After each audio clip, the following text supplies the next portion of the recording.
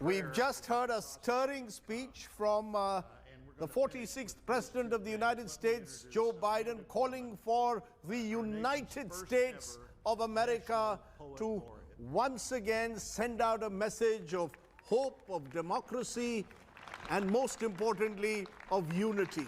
A country which, as the US President said, has been badly divided in recent times, needs to recapture the spirit of racial unity and unity in the fight against the COVID pandemic. That was the big message that's come through, an opportunity to heal America, to press in a way the reset button.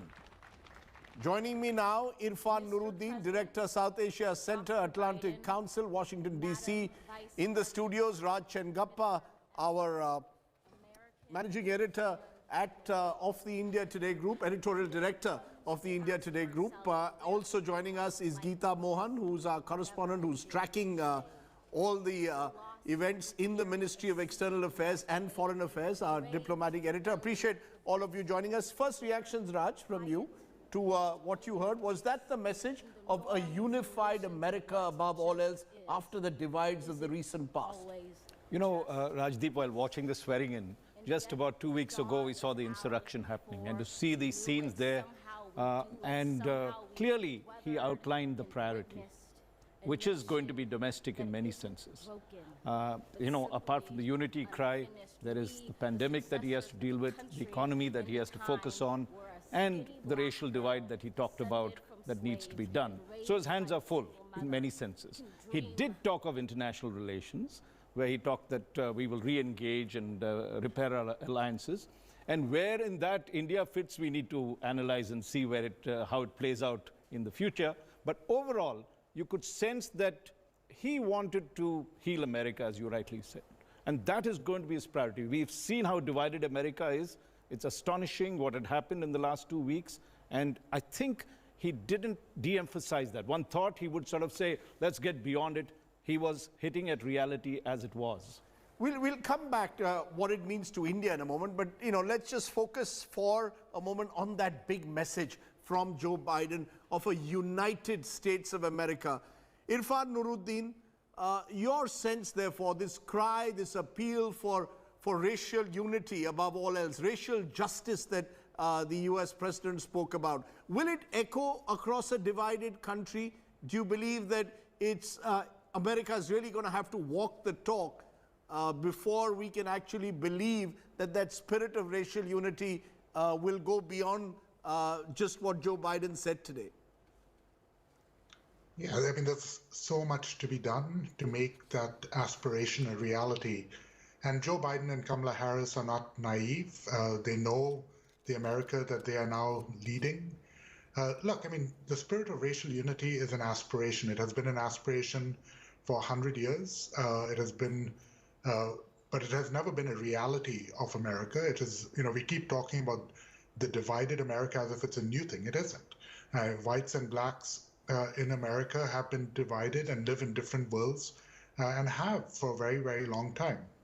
What the last president, and on the day of celebration, let's maybe not use his name, right? What the last president did was brought that to the fore. He gave it a voice from the White House in a way that had never been done, at least not in recent memory. And what Biden, his main message for me is about decency. It's about civility. It is about the right to disagree with each other without making enemies of each other. Whether he can do that, that's a different question. But the notion that that's how he's starting, that's important because it will allow moderate Republicans, and there are a few, not as many as one would like, but there are a few remaining in Congress. It gives them a chance to show that they are willing to move past the last 4 years. But what he does with the others who will be hearing his talk, as Mr. Chengappa said, Mr. Biden, some of the big issues. He invoked systemic racism. He talked about white supremacy. I guarantee that in large parts of America, on Fox News and other right-wing media outlets, those will be seen as fighting words. Those will be seen as divisive words.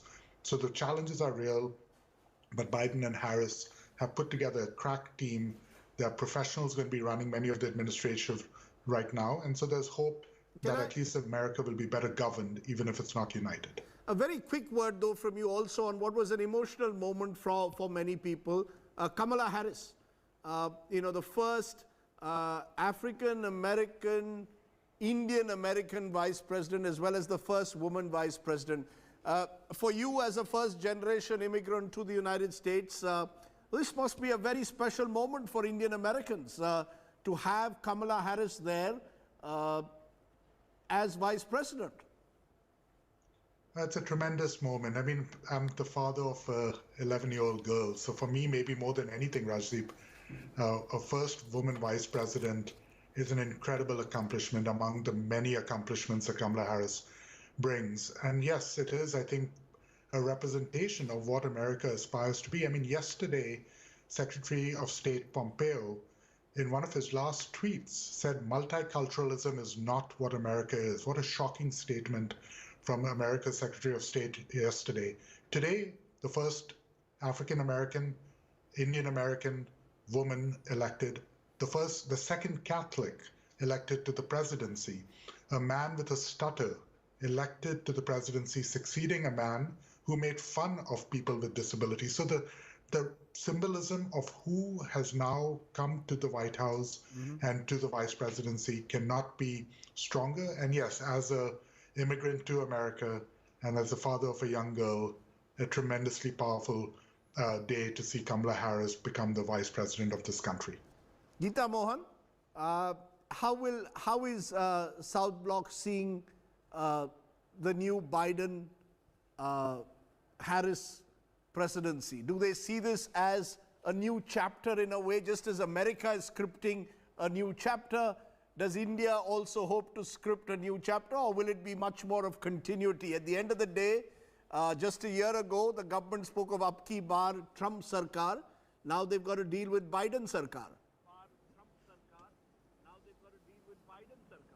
Well, that's right. But the first pictures from the capital when it comes to the Indian administration came in from none other than the Indian envoy to the United States of America, Rajdeep, Taranjeet Singh Sandhu, there at the capital, witnessing this historic moment where Joe Biden has taken over as the 46th president, speaks volumes. We know that the Indian embassy has been in touch with both the Democratic Party as well as the Republican Party. And yes, there is going to be continuum when it comes to foreign policy, but there are certain areas where we'll see some relief, certain areas that would be sticklers. In terms of relief, we'll see some forward movement on the trade front, immigration, H-1B visa issues, certain security aspects, the sanctions on Iran and Russia, purchase of and procurement of S-400s and the Paris Agreement. These are the positives. Now, in terms of concerns, we know that we've been voicing it earlier as well. Human rights issues, issues of Kashmir, there will be a two-way engagement on that front. We will see if there are cases, incidents over here that are reported in Washington, D.C. Washington certainly will be looking at taking that up with India. India will also be expressing concerns that they've had with what happens in the United States of America is what I'm told, but that certainly could be a stickler. Forward movement continuing certainly in the picture. Okay, let's take a break at this point because we've got much to look forward to and analyze. This is a president who has perhaps one of the biggest challenges that a U.S. president has faced in recent times: the pandemic, the economy, racial unity, the also climate change, which he also referred to, areas where the U.S. needs a reset at the moment. And in a way, Joe Biden is providing that sense of comfort in these troubled times. The oldest president that the United States has had, but hopefully a president who can provide that crucial healing touch. We'll be back in a moment. Many more guests will join us. Many more voices will join us as we look at a day that America hopes to script a new chapter. Back in a moment on this inauguration day in the United States. We will extend opportunity to those locked out of opportunity. We will make friends.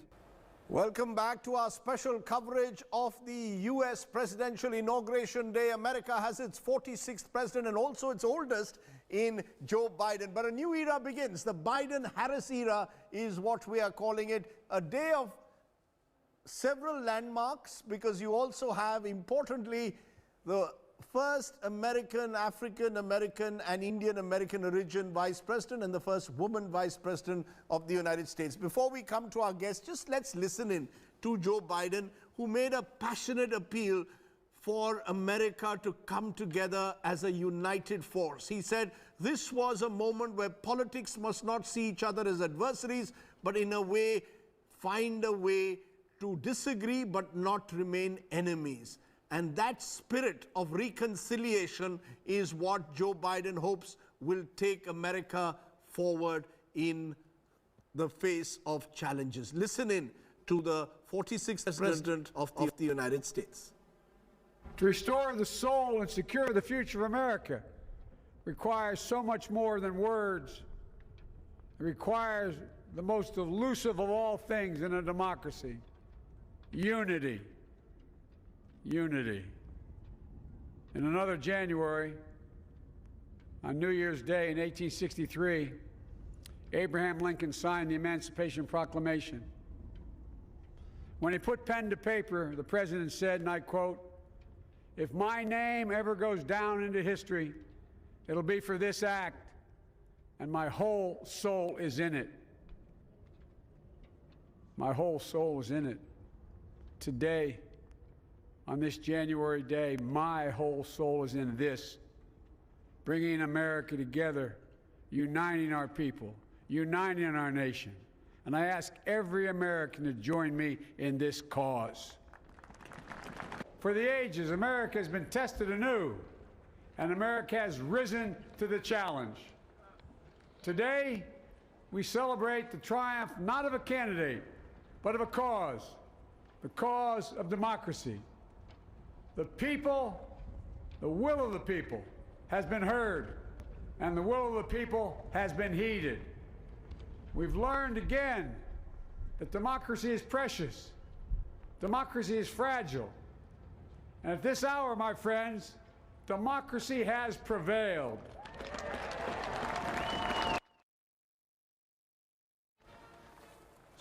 One that silently stalks the country. It's taken as many lives in 1 year as America lost in all of World War II. Millions of jobs have been lost. Hundreds of thousands of businesses closed. A cry for racial justice, some 400 years in the making, moves us. The dream of justice for all will be deferred no longer.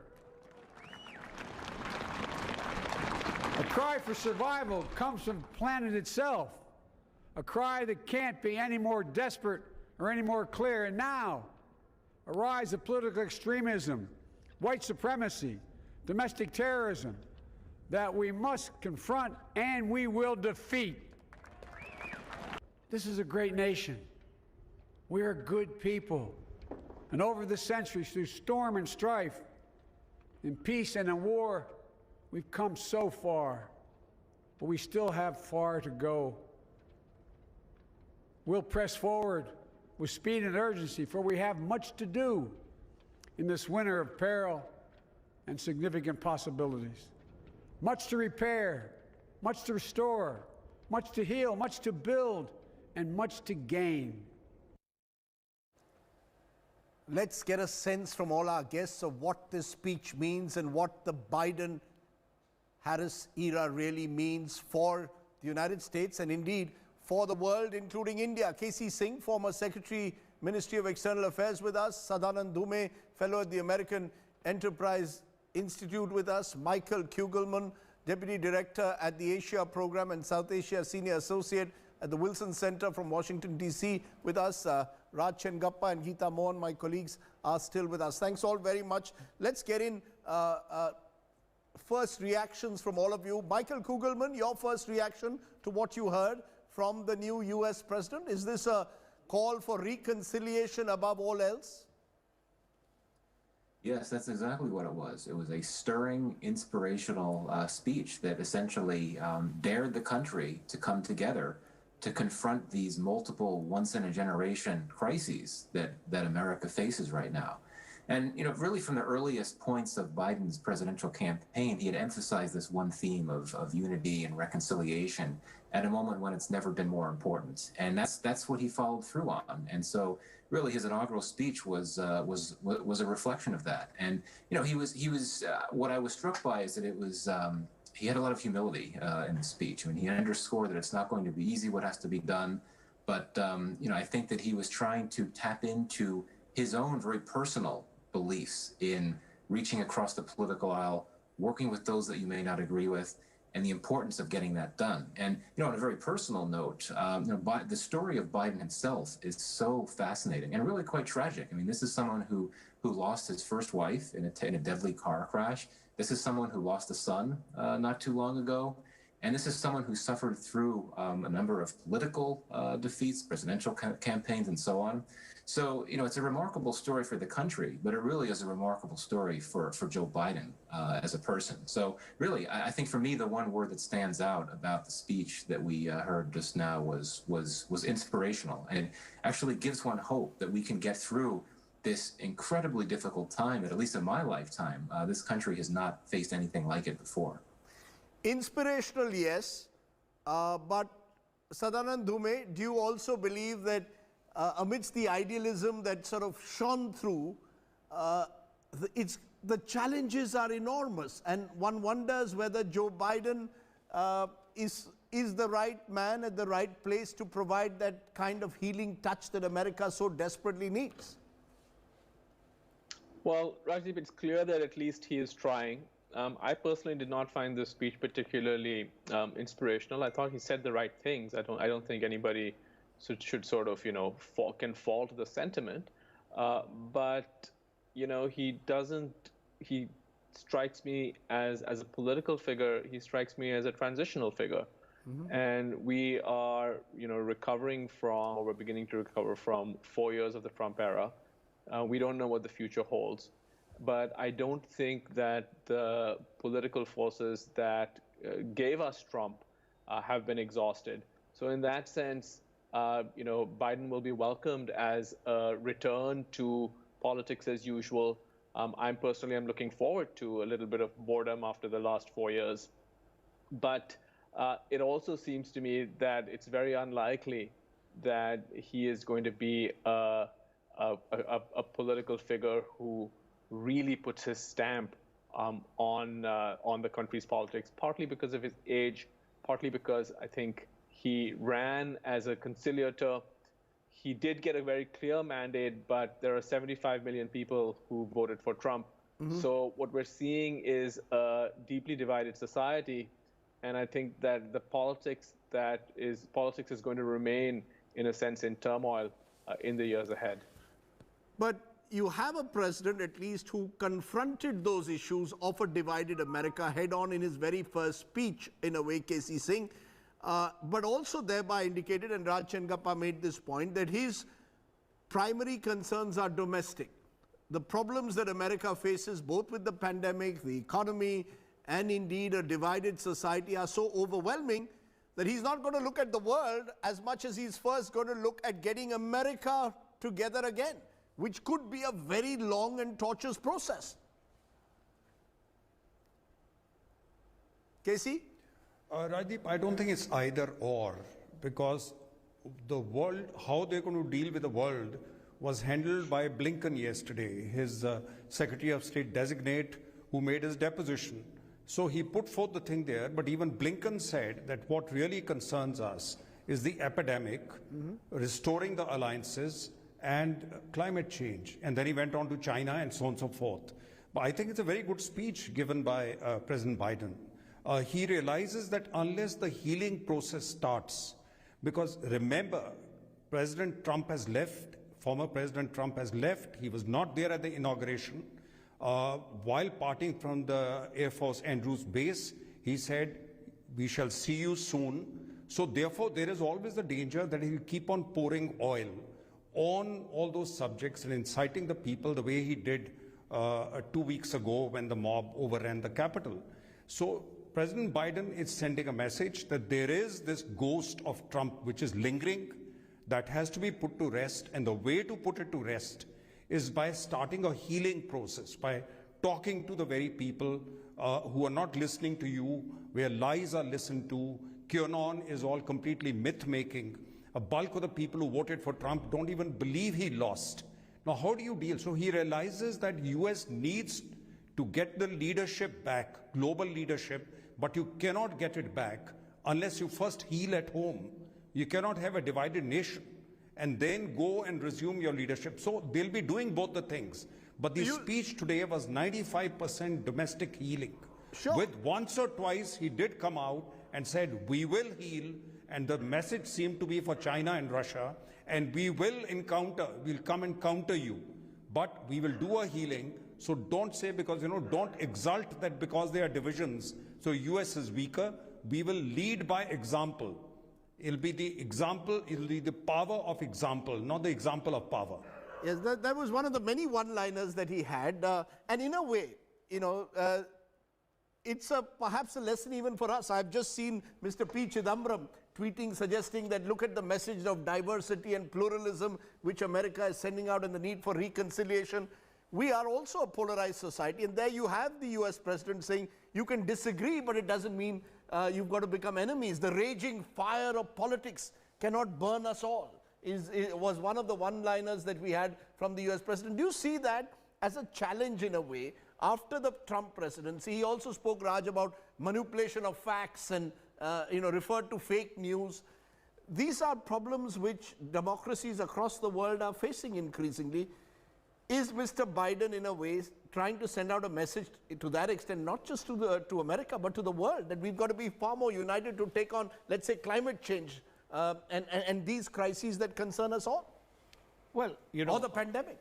Yes, of course. I mean, there's a lesson for all of us in this, and we saw how America, who we all, held as the sort of torchbearer of democracy, and we saw how it descended in a matter of weeks.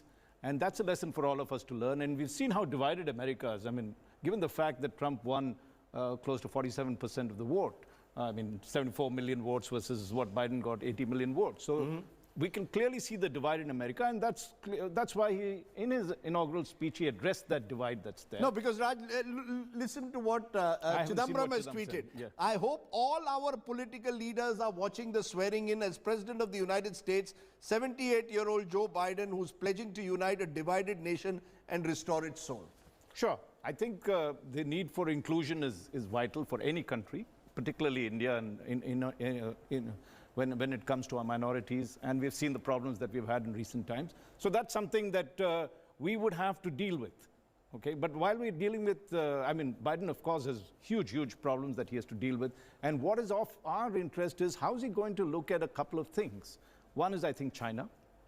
If how's he going to handle China? Trump was very aggressive. Does Biden look at China only as a competitor and not a threat?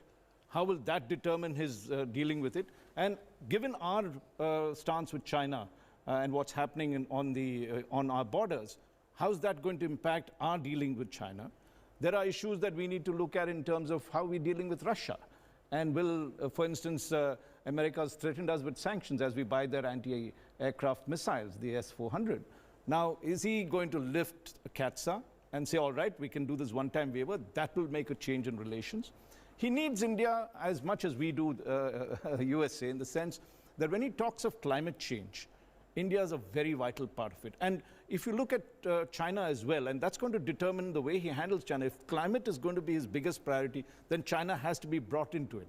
So that business of confrontation that you see, he might have to take the unity theme that he talks internally into international affairs as well. That's a very interesting perspective, which I want to take to you, Michael Kugelman, because there's a sense that maybe a Biden-Harris administration, when dealing with China, may have to decouple national security, for example, from issues like trade and climate change. That while you may be tough on national security issues when it comes to China, on trade and indeed on climate change, you've got to take China along with you. Do you see a presidency which will be therefore much more consensual by its very nature of the person leading it? I mean, for the most part, the policy will remain the same. The Biden administration will view China as a strategic threat, just like the Trump administration did. But I do think that the Biden administration will pursue its policy toward China with a happier face, with a friendlier face. It will look to cooperate with China in areas where it believes that's possible, including climate change. also public health, among other things. But there is, I think, a looming tension, and that as you reflected, as you noted, climate change is something that's going to be important for this administration. But John Kerry, the climate change czar, he has indicated that he wants that to be the priority in the U.S. relationship with China, climate change. And he would be willing, I think, to go easy on China in order to get China to work with the United States to agree on climate change mitigation. And yet you have an administration that otherwise is going to be occupied by quite a few China hawks, including Kirk Campbell, who's at the National Security Council managing the Indo-Pacific policy. So I think that there could be a bit of a tension there. Will Kerry try to push too hard to go a bit more easy on China than much of the administration would like it to? But on the whole, I think what we're going to see is the Biden administration making more of an effort to work with partners, to work multilaterally, diplomatically with partners, including Europe and others, to develop a healthier consensus to push back, counterbalance China. I think that's one big difference we're going to see from the Trump administration, which tried to generate that support, but it struggled because it had so many problems overseas. What's the signal, Geeta, that New Delhi is looking for from this new administration? What will give New Delhi a sense, Geeta, that there is continuity even amidst change? Well, Rajdeep, to start with, there is going to be a restart of negotiations when it comes to trade. Some of the diplomats I've been speaking with say that they are looking at maybe finalization and conclusion of a mini trade deal that couldn't come through during the Trump administration. Relaxation of the H-1B visa issue is certainly an area that the Indian administration is looking at, and the US administration rejoining Paris Agreement as also looking at sanctions against Iran and Russia, the CAATSA sanctions and the Iranian sanctions, rejoining the JCPOA are the low-hanging fruits, so to say, when it comes to India-US restarting some of the and having a relook at some of the crucial areas which were in real trouble for India. So these are areas that they're going to look at. The concerns certainly are going to be of how the US administration, the Biden-Harris administration are going to view and look at human rights issues in India. That certainly is going to be a concern. Having said that, Rajdeep, there are 17 executive orders that President Joe Biden is going to sign today. That's going to be crucial on immigration, on economic stimulus, on racial discrimination, fighting racial discrimination, and on COVID-19 and making masks mandatory.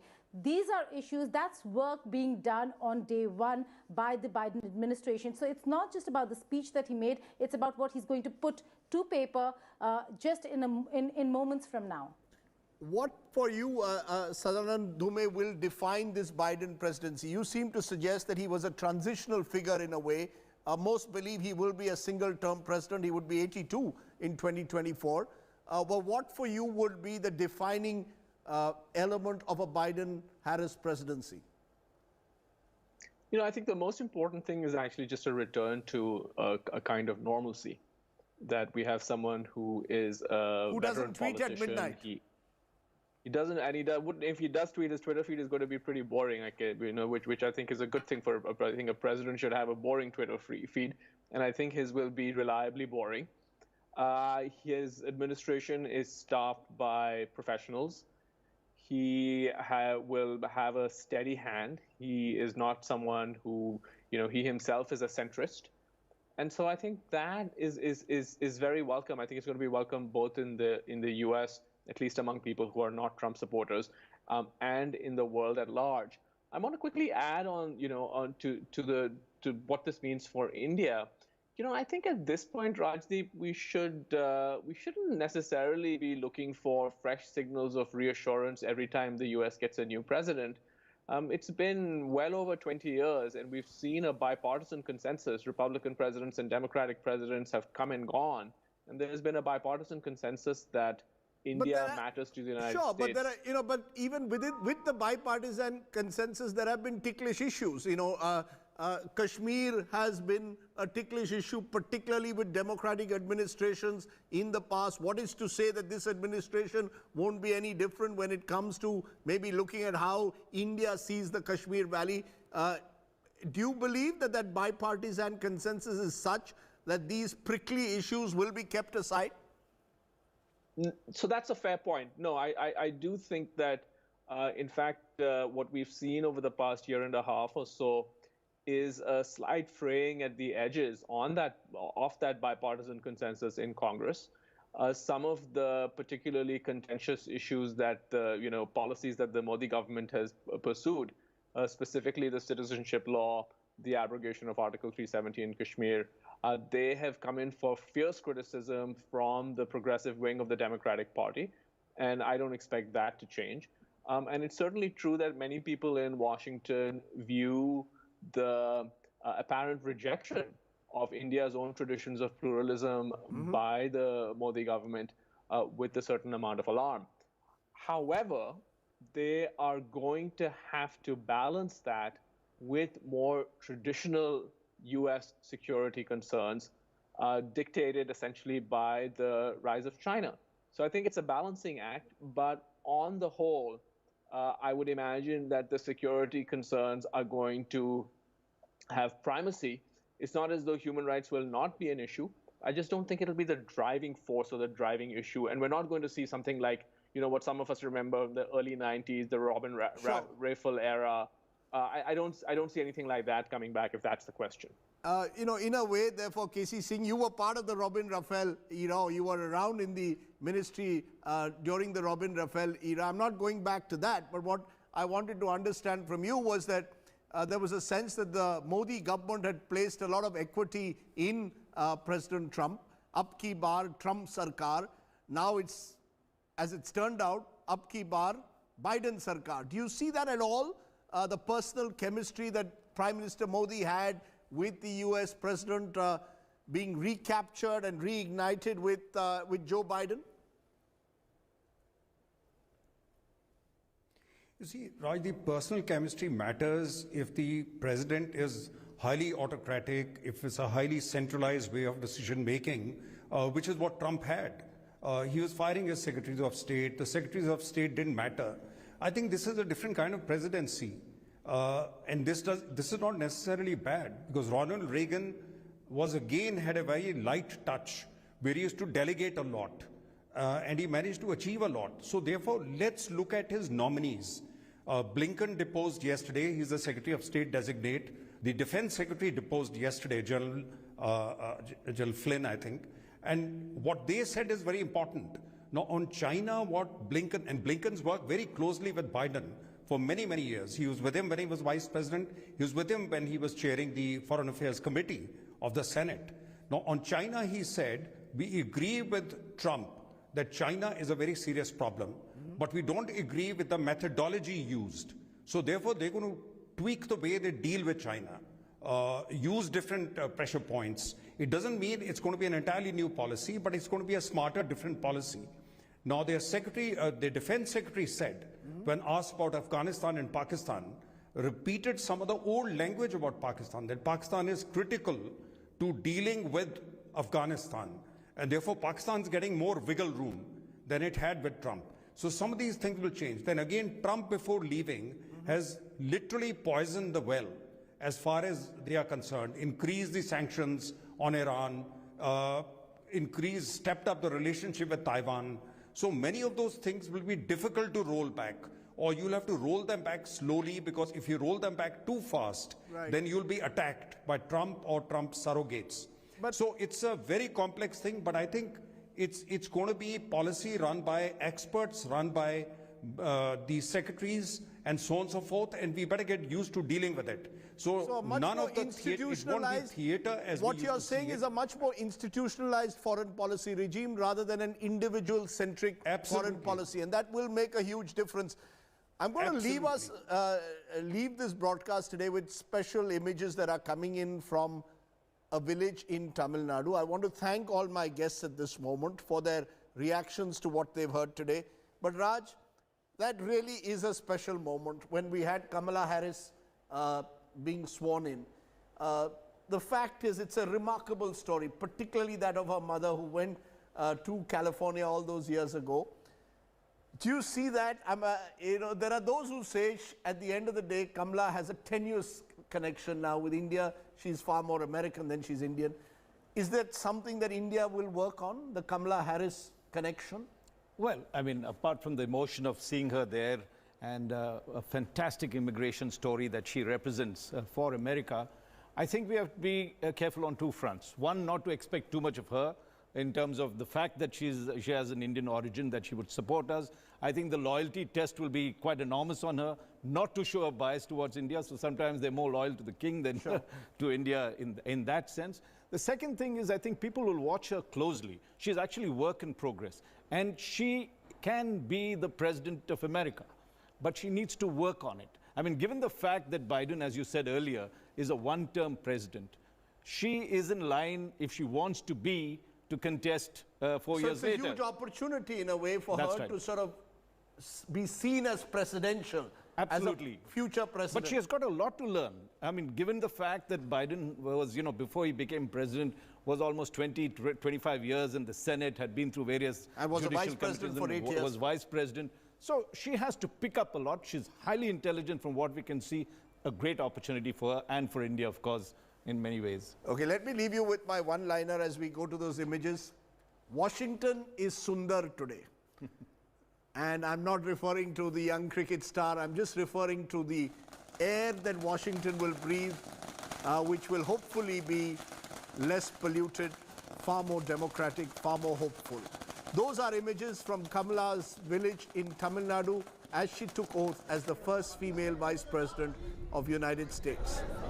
It's a story that reflects hope, both in this country and in America. What links these two great democracies at the end of the day is diversity. It is the ability for every individual to dream the great dream and to be truly mobile and aspirational. America has lived that dream today. India has lived it over the years. Let's hope that we can treasure our diversities and our democracies. Goodbye, Donald Trump. We won't miss you. Welcome, Kamala Harris and Joe Biden. You have huge challenges ahead. Thanks for watching. Bye for now.